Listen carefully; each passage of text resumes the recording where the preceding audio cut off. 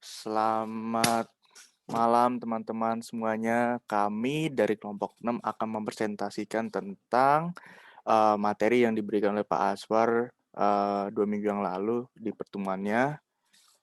Sebelumnya perkenalkan dulu, nama saya Raden Adam Fenardo Sumarsono dari Prodi S1 Teknik Mesin Paralel dengan NPM 206579106. Selanjutnya. Oke, kenalin juga, nama saya Maulana Tauhidi dari Teknik Mesin Paralel juga dengan NPM 2006-486-411. Nah, oke, perkenalkan nama saya Raihan Danira Becelosa dari program studi S1 Teknik Mesin Paralel dengan NPM 200657892. Perkenalkan juga, nama saya Andrea Cakti Andika dari program studi S1 Teknik Mesin Paralel dengan NPM 206482501.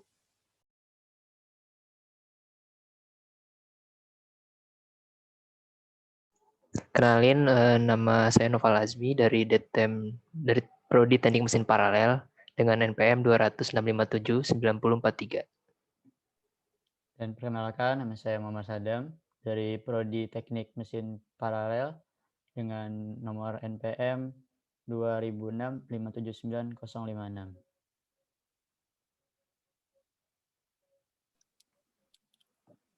Oke, lanjut ya. Oke, lanjut. Oke, kali ini saya akan membawakan materi sumbon tes. Sumbon tes itu kayak suatu baik sebelumnya. Sumbon tes itu seperti kayak suatu deretan sigma AK yang sukunya tak negatif konvergen jika dan hanya jumlah parsialnya terbatas di atas. Nah, salah satu contohnya nih, kita langsung satu contohnya soal yang saya dapat dari buku kalkulus Purcell. Terdapat di halaman 467, yaitu sigma infinite K sama dengan 1 per K kuadrat.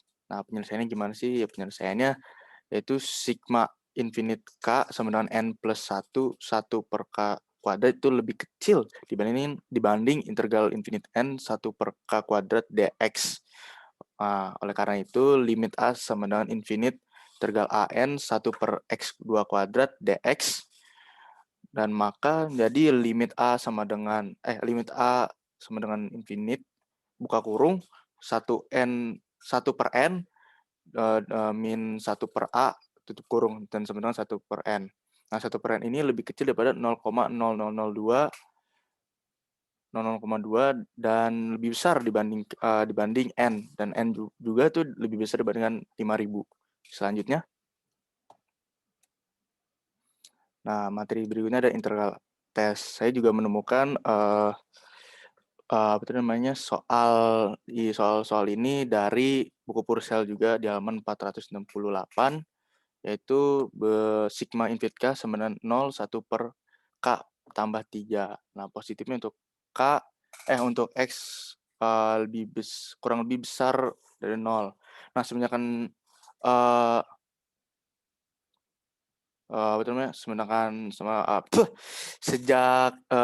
integral X sama dengan min 1 per X tambah 3 kuadrat lebih kecil dibandingkan 0, fx itu menurun, maka internalnya dapat diterapkan integral yang diberikan akan bertemu jika interval berikut ini bertemu dengan integral infinite 0 sama 1 per K tambah 3 dx, yaitu ln x tambah 3 infinite 0. Nah, itu ln infinite dikurangin ln 3 sama dengan infinite. Maka itu integral divergen, maka deretannya adalah invergen. Nah, berikutnya. Nah, kalau ini adalah P-series test. Nah, sama kayak ke sebelumnya, saya mendapatkan soal ini dari buku Purcell Calculus di halaman 468. Itu sigma infinite K sama dengan 1, K kuadrat plus 1 per K2, K kuadrat plus 5.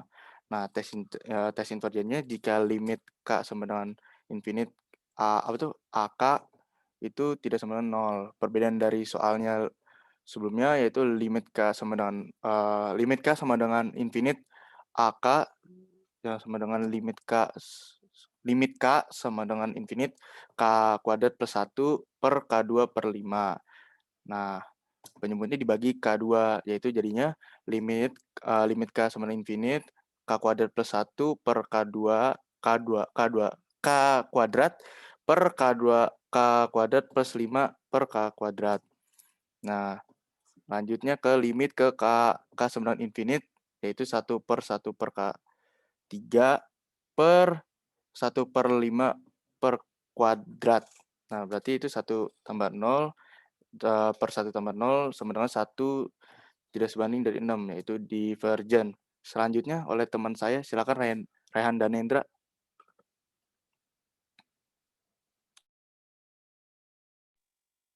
Oke, jadi di soal ini saya akan bahas tentang direct comparison test.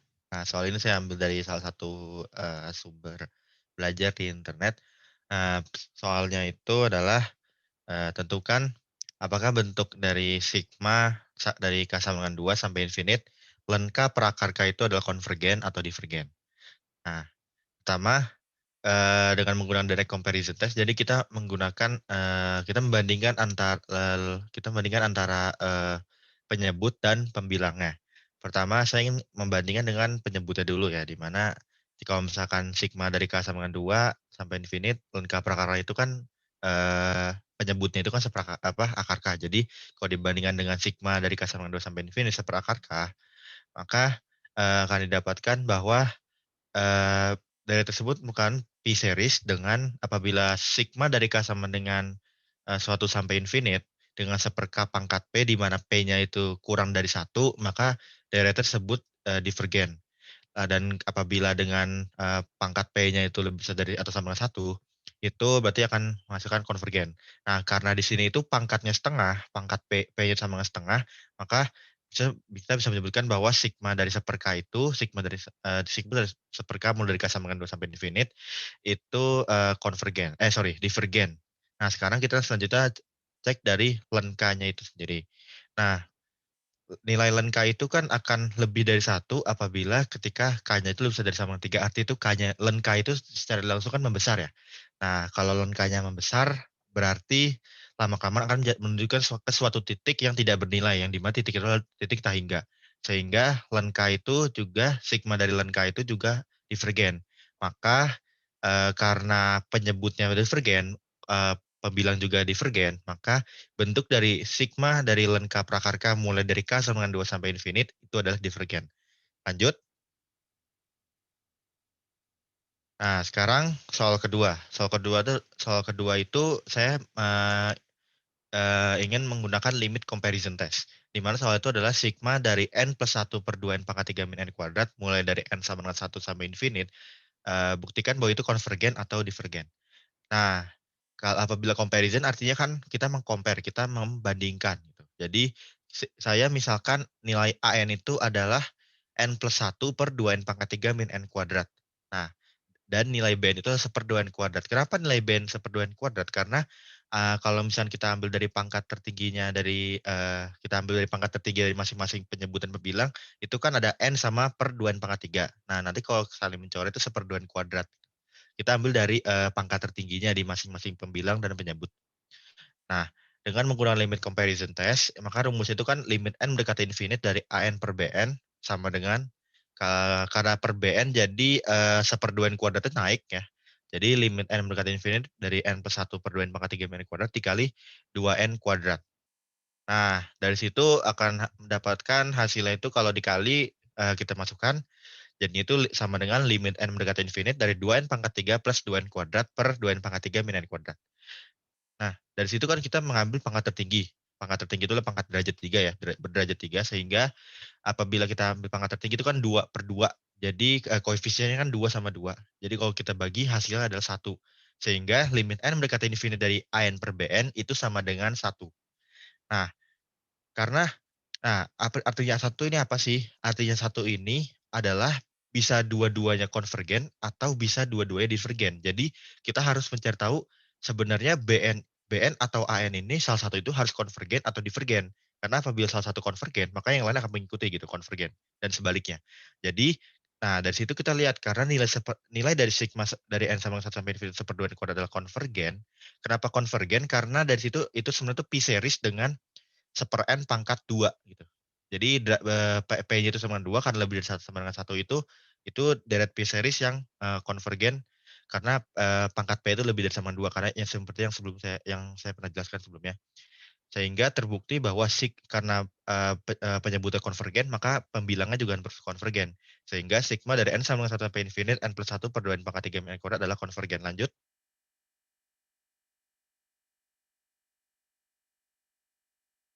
Lanjut. Halo. Oke. Nah, sekarang terakhir itu adalah dengan menggunakan rasio tes. Nah, tentukan apakah dari sigma dari 2n faktorial per 5n plus 1 mulai dari n sama 1 sampai infinite, apakah itu konvergen atau divergen. Nah, pertama itu dari rumus rasio tes itu kita bisa menggunakan suatu nilai L. L itu kita misalkan adalah nilai limit dari n mendekati infinite dari mutlak dari an plus 1 per an. Sehingga kalau an plus 1 itu kan kita tinggal masukkan ya, kita ganti n-nya itu menjadi n plus 1. Dan kalau misalnya untuk n-nya jadi sama n gitu. Jadi di sini kita bisa lihat L itu sama dengan limit dari n sama dengan infinite, 2 kali n plus 1 faktorial, 5n plus 1 per 5n plus 1 per 1 dikali 2n faktorial. Nah, karena dibagi jadi 5n plus 1 per 2n faktorial jadi ketukar gitu. Nah, lalu kita ubah, kita buka kurung dari n plus 1-nya, maka akan dapatkan bahwa limit dari n sama dengan n berkata infinite dari 2n plus 2 dikali 2n plus 1 dikali 2n faktorial dikali 5n plus 1 per 5n plus 6 dikali 2n faktorial. Nah, 2n faktorial kan bisa mencoret, sehingga akan dapatkan bahwa L sama dengan limit mendekati n mendekati infinite dari mutlak dari 2n plus 2 dikali 2n plus 1 kali 5n plus 1 per 5n plus 6. Nah, dari sini kita bisa lihat ya, bahwa pembilang itu kan pangkatnya pangkat 3 ya, bisa dilihat ya. Karena kan kalau perkalian itu kan, kalau kita masing-masing kita kalikan, derajat tertinggi itu kan ada di pangkat 3. Sehingga kalau misalnya kita mendekati infinite, artinya itu hasilnya adalah sama dengan infinite. Nah, karena L sama dengan infinite, itu artinya L itu lebih dari 1. Nah, karena L itu lebih dari 1, maka sesuai syarat, L lebih dari 1 adalah divergen. Sehingga sigma dari n sama 1 sampai infinite dari 2n faktorial per 5n plus 1 itu adalah divergen. Lanjut.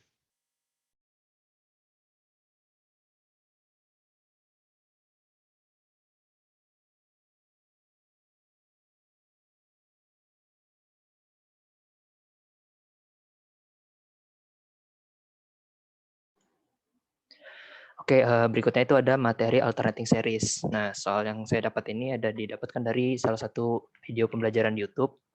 Nah, soalnya itu adalah sigma n menuju 1, n sama dengan 1 menuju tata hingga min 1 pangkat n plus 1 per 5 pangkat n, maaf.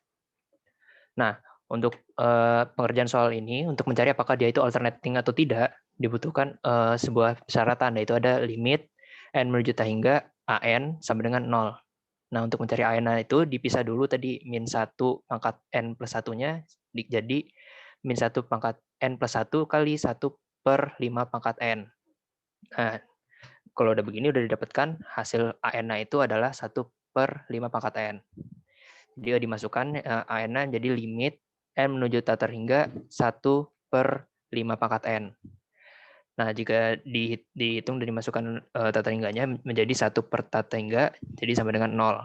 Nah, syarat yang pertama sudah terpenuhi. Limit n menuju tata hingga an-nya itu sama dengan 0. Nah, untuk syarat keduanya itu adalah a n plus 1 harus kurang dari an. Nah, dimasukin aja yang tadi an-nya. Jadi 1 per 5 pangkat n plus 1 kurang dari 1 per 5 pangkat n. Nah, pembuktiannya itu bisa misalkan n-nya sama dengan 1, jadi 1 per 5 pangkat 2 itu kan kurang dari 1 per 5, atau 1 per 25 itu hasilnya lebih kecil daripada 1 per 5. Maka persamaan yang didapatkan itu alternating dan juga konvergen. Oke, next.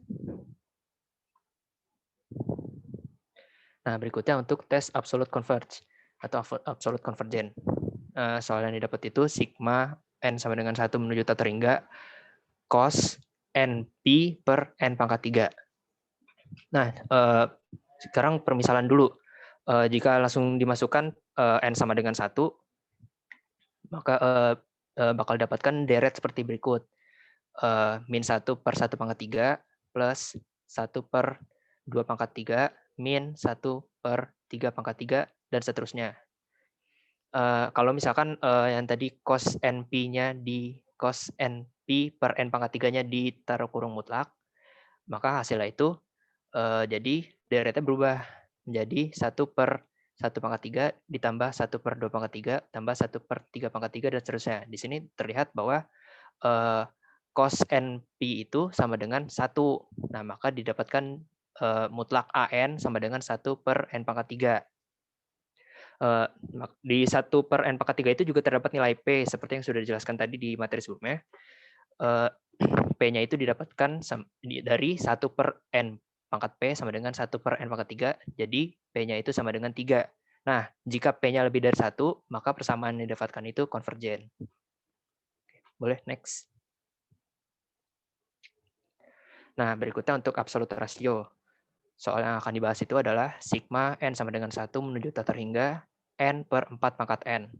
Nah, untuk pengetesan absolute ratio ini dibutuhkan sebuah bentuk limit, yaitu limitnya itu limit n menuju tak terhingga buka kurung mutlak a n plus 1 per 1 dikali 1 per an tutup kurung mutlak. Jika dimasukkan an-nya menjadi limit n menuju tak terhingga n plus 1 per 4n plus 1 dikali ini kan 1 per an ya, jadi dibalik aja jadi 4 pangkat n per n. Nah, ini diubah letak 4 pangkat n plus 1 sama n-nya ditukar. Jadi didapatkan limit menuju tak terhingga n buka kurung mutlak n plus 1 per n kali 4n per 4 yang tadinya 4n plus 1 dijabarkan lagi menjadi 4 pangkat n kali 4. Nah, 4 pangkat n di sini bisa dicoret. Dan 1 per 4-nya kan jadinya atasnya 1 per 4, 1 per 4-nya bisa dipindah ke depan. Jadi 1 per 4 limit n menuju tak terhingga kurung mutlak n plus 1 per n. Terus untuk berikutnya itu untuk menyederhanakan lagi, ini harusnya kurung mutlak kan ini agak bisa, cuma ini jadi kelihatan kesambung. Untuk disederhanakan lagi, persamaan yang di dalam ini dikali dengan 1 per n. Jadi hasilnya menjadi 1 per 4 limit n menuju tak terhingga 1 plus 1 per n per 1. Nah, hasilnya itu menjadi 1 per 4 dikali 1 mutlak 1 per 1, hasilnya 1 per 4. Nah, karena 1 per 4 kurang dari 1, maka persamaan yang dihasilkan akan konvergen. Untuk materi berikutnya akan dijelaskan oleh teman saya, Maulana Sidarta. Oke, untuk materi selanjutnya itu ada tentang teorema A dari materi 9.6 atau deret pangkat. Nah, kalau misalkan di teorema A itu sendiri membahas tentang himpunan konvergensi atau himpunan tempat suatu deret memiliki pangkat konvergens. Nah, kalau cara nyari tahunya itu gimana? Himpunan ini didapatkan melalui uji rasio mutlak, di mana tadi rumusnya itu rho sama dengan limit mendekati n mendekati infinity mutlak un plus 1 per mutlak un. Nah, kalau misalkan hasilnya ini tuh harus lebih kecil daripada 1 agar hasilnya itu konvergen. Nah, dari teorema A itu sendiri, 3 jenis himpunan yang konvergensi itu ada 3, yaitu cuma punya satu titik, yaitu X sama dengan 0, di interval antara min R sampai dengan R, dan keseluruhan garis bilangan real. Oke, lanjut. Nah, contohnya buat yang di titik tunggal ini. Titik tunggal ini tadi kan sebagai contoh, misalkan soalnya X-1 per 1 tambah X-1 pangkat 2 per 2 tambah X-1 pangkat 3 per 3 dan seterusnya. Kalau misalkan ini dibikin jadi satu fungsi, maka fungsinya adalah sigma n sama dengan 1 sampai dengan infinity X-1 pangkat n per n.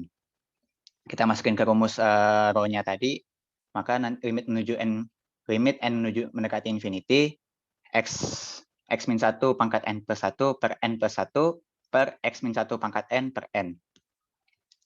Nah, nanti didapetin hasilnya limit X mendekati infinity itu X-1 kali n per n plus 1. Nah, kalau misalkan kayak gini kan, misalkan n-nya dimasukin, satu-satunya agar bisa konvergens atau lebih kecil daripada 1 itu cuma ketika X-1-nya ini hasilnya adalah 0. Maka himpunan penyelesaiannya itu cuma ada 1, yaitu di X sama dengan 1. Jika misalkan X tidak sama dengan 1, hasilnya akan infinity. Nah, maka persamaan ini konvergen di X sama dengan 1. Oke. Yang kedua itu ada di interval min R sampai dengan R. Misalkan rumus soalnya itu sigma n sama dengan 1 sampai dengan infinity X pangkat n plus 1 per 4 pangkat n kali n pangkat 4. Kita masukin juga ke rumus Rho kayak tadi. X pangkat n plus 2 per 4 pangkat n plus 1 dikali n plus 1 pangkat 4 per X pangkat n plus 1 per 4n kali n pangkat 4. Nah, kalau misalkan nanti udah disederhanain lagi, bakal muncul persamaannya itu limit n mendekati infinity, X kali n pangkat 4 per 4 kali n pangkat 4, dan seterusnya. Nah, kan kalau misalkan di limit mendekati infinity ini, pangkat tertingginya bisa dicoret. Berarti nanti hasilnya itu adalah mutlak X per 4. Nah, sama dengan mutlak X per 4. Nah, kalau misalkan di untuk interval min R sampai dengan R ini, ketemunya itu adalah ketika mutlak X lebih kecil daripada R. Misalkan di sini akan ketemu hasilnya itu mutlak X lebih kecil daripada 4. Maka interval min R sampai dengan R-nya itu ada di min 4, lebih kecil daripada X, lebih kecil daripada 4. Nah, yang terakhir itu ada kalau himpunan konvergensinya itu keseluruhan bilangan real. Nah, contoh soalnya itu sigma n sama dengan 1 mendekati infinity sampai dengan infinity, X pangkat n per n plus n min 1 faktorial. Kita masukin ke rumus Rho-nya ini, maka nanti hasilnya X pangkat n plus 1 per n faktorial per X pangkat n per n min 1 faktorial. Habis disederhanakan, akan ketemu limit n mendekati infinity, mutlak X per n. Nanti kalau misalkan n-nya bisa langsung dimasukin, nanti kan hasil ketemu sama dengan 0. 0 kan itu lebih kecil daripada 1, sesuai dengan syarat tadi. Rho lebih kecil daripada 1, maka hasilnya akan konvergen. Maka nilai X yang memenuhi suku bilangan ini ada di keseluruhan bilangan real. Nah, kalau misalkan untuk keseluruhan bilangan real ini, bentuk persamaannya itu harus mutlak X kali seper n, entah itu n pangkat 4, n pangkat berapapun, pokoknya harus mutlak X kali seper n. Oke, itu saja dari saya. Untuk selanjutnya akan dilanjutkan oleh teman saya yang lainnya. Terima kasih.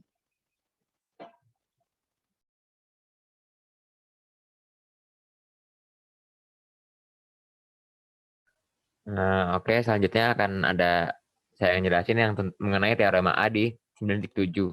Jadi ini saya dapat soal dari buku Purcell. Saya lupa halaman berapa. Pokoknya soalnya itu berbunyi kayak fx sama dengan x per 1 plus x kuadrat. Nah, jadi itu kita disuruh mencari radius kekonvergenennya. Nah, terus cara pertama yang kita lakuin itu, kita harus menurunkan atau mendiferensialkan persamaan dari pembilang di persamaan ini. Nah, nanti kan kita udah dapet nih persamaannya. Nah, terus nanti kita bakal dibikin semacam deret seperti ini. Nah, dari deret ini kan setiap deret tuh pasti memiliki semacam rasio dari setiap bilangannya.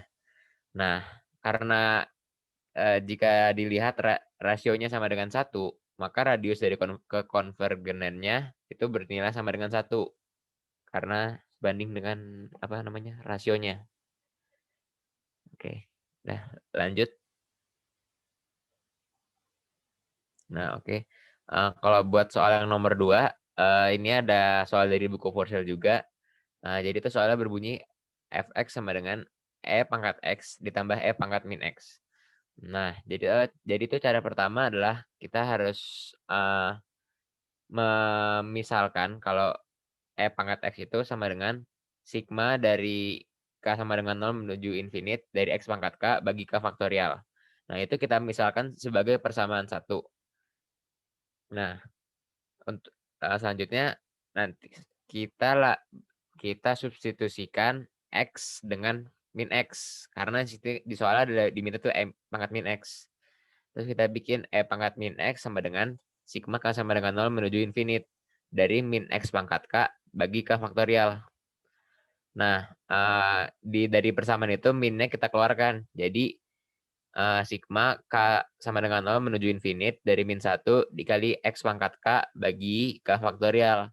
Nah, itu kita kan dapat dua persamaan ya. Nah, nanti persamaan pertama dan persamaan kedua digabung sesuai dengan yang di soal. Jadi E pangkat X tambah E pangkat min X sama dengan sigma K sama dengan 0 menuju infinite dari X pangkat K menuju K faktorial ditambah sigma K sama dengan 0 menuju infinite dikali min 1 dikali X pangkat K bagi K faktorial.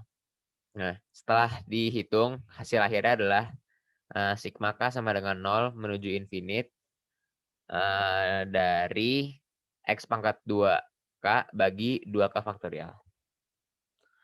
Oke, lanjut. Nah, selanjutnya ada soal juga dari buku Purcell. Jadi itu adalah soalnya berbunyi fx sama dengan tan inverse x dari E pangkat x. Nah, jadi kan cara yang pertama yang kita lakukan adalah kita menyamakan bilangannya jadi E pangkat min X dikali tan X. Jadi yang penyebutnya dipindahin ke sampingnya tan inverse X. Nah, terus selanjutnya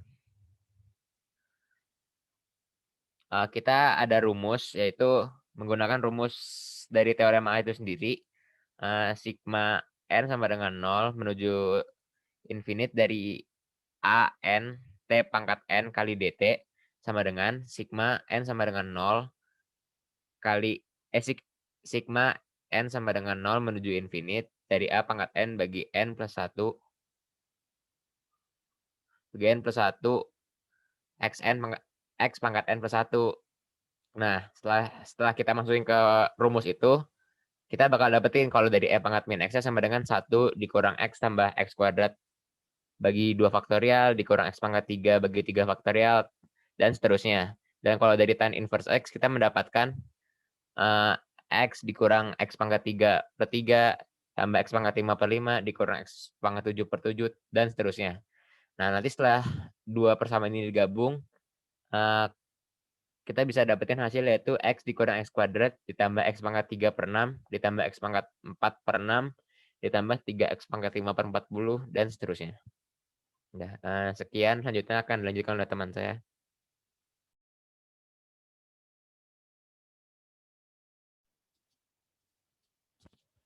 Ya, berikutnya akan dilanjutkan oleh saya. Di sini saya sebagai yang menjelaskan teorema B dari poin 9.7, yang dimana di sini bisa terjadi ketika fx sama dengan sigma dari an x pangkat n dan gx sama dengan sigma bn dikali x pangkat n. Nah, dengan seri dari konvergen yang berlaku ketika mutlak X kurang dari R. Nah, ini operasinya yang terjadi ada addition, subtraction, and multiplication. Di sini terjadi untuk polinomial, bilangan polinomial, dan hasilnya akan konvergen untuk mutlak X kurang dari R, dan mempresentasikan bahwa fx ditambah gx atau fx dikurang gx ataupun fx dikali gx. Nah, ini berlaku juga untuk ketika B bernilai tidak sama dengan 0, yang dimana bisa jadi terbukti untuk untuk mutlak X yang kecil. Nah, di sini ada contohnya ketika dimana kita didapat deret pangkat untuk fx sama dengan sin X. Nah, di sini kita tahu bahwa sin X sama dengan E pangkat X dikurang E pangkat min X per 2. Nah, the power series-nya itu kayak ekspansi dari deret pangkatnya itu Yang pertama dari E pangkat X-nya sendiri didapat 1 ditambah X pangkat 2 per 2 faktorial ditambah X pangkat 3 per 3 faktorial plus X pangkat 4 per 4 faktorial dan seterusnya. Begitu pula dengan E pangkat min X yang dimana nilainya itu 1 ditambah min X pangkat 2 per 2 faktorial ditambah min X pangkat 3 per 3 faktorial ditambah min X pangkat 4 per 4 faktorial dan seterusnya. Nah, dari situ kita subtract, kita kurang, dan kita tidak menghiraukan cancellation of every other term, di mana E pangkat X dikurang E pangkat min X per 2 sama dengan 0 ditambah 2 pangkat X ditambah 0 ditambah 2 pangkat X 2 kali X pangkat 3 per 3 faktorial ditambah 0 ditambah seterusnya dan dibagi oleh pembilang 2. Nah, di sini didapat bahwa nilai hasil dari E pangkat min X per 2 adalah X ditambah X pangkat 3 per 3 faktorial ditambah X pangkat 5 per 5 faktorial ditambah X pangkat 7 per 7 faktorial dan seterusnya. Nah, ada contoh lainnya di mana kita mencari yang sama power series untuk Fx sama dengan tan X pangkat minus 1 atau arcus tan dari tan X per 1 plus X kuadrat plus X pangkat 4. Di sini kita sudah diberi suatu hint di mana arc tan X itu atau tan X pangkat min 1 tan min 1 X itu sama dengan X dikurang X pangkat 3 per 3 ditambah X pangkat 5 per 5 dikurang X pangkat 7 per 7 dan seterusnya. Nah, di sini kita menggunakan long division in class. Itu di sini di mana arc tan X 1 plus X kuadrat plus X pangkat 4 sama dengan setelah kita jumlah dan kita bagi, ya hasilnya adalah X dikurang dari 4 per 3 kali X pangkat 3 ditambah 8 per 15 dari X pangkat 5 dan ditambah 23 per 35 dikali X pangkat 7 dan seterusnya. Nah, berikutnya yang terakhir, ini kita mencari the following sum, berarti kita addition. Nah, di sini ada 1 tambah X kuadrat tambah X pangkat 4 tambah X pangkat 6 ditambah X pangkat 8 dan seterusnya. Di sini berlaku deret geometri yang dimana R-nya itu kita dapat X kuadrat dan A-nya 1. Sehingga kita dapatkan bahwa hasil dari penjumlahan itu adalah 1 per 1 min X kuadrat. Mungkin saya rasa sekian dari penjelasan saya. Bisa dilanjut. Mungkin itu beberapa materi yang disampaikan oleh kelompok 6. Semoga bermanfaat bagi kalian yang menonton. Dan kami dari kelompok 6 mengucapkan terima kasih dan salam mengunduran diri. Terima kasih.